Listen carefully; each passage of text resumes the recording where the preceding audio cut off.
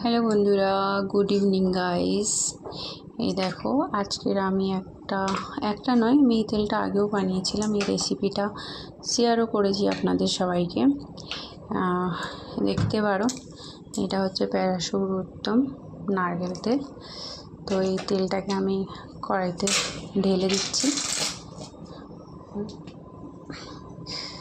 এক সেকেন্ড।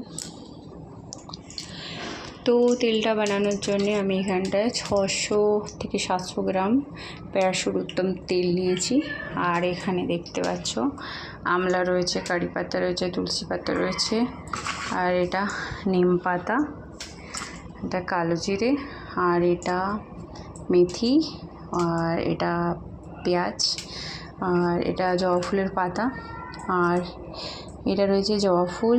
এটা হচ্ছে পিঙ্ক জবা, এটা এক রকমের জবা। তো আর একটা জবা থাকে, পঞ্চমুখী জবা বলে ওটাকে, ওটা দিলেও খুব ভালো হয়।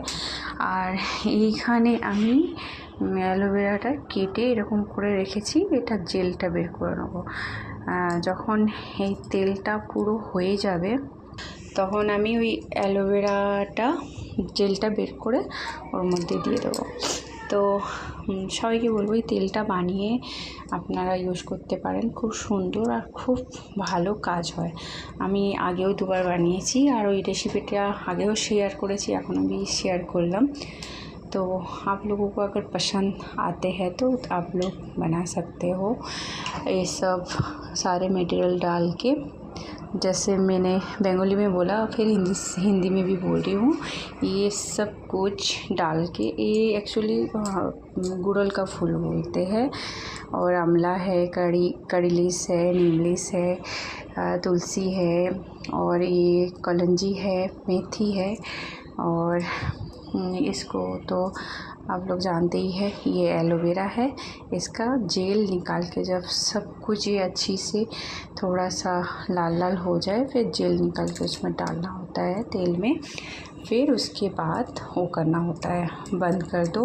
फिर जैसे तेल थोड़ा सा ठंडा हो जाए, हल्का गुनगुना गर्म रहे, फिर छान लो। तो आप भी यूज़ करके देख सकते हैं, बहुत बहुत अच्छा है। मैं भी यूज़ करती हूँ, और भी 2-3 लेडी यूज़ करते हैं, वो लोग भी बोले बहुत अच्छा है, मेरा हेयर फॉल कंट्रोल हो चुका है। तो प्लीज़ ट्राई। Thank you.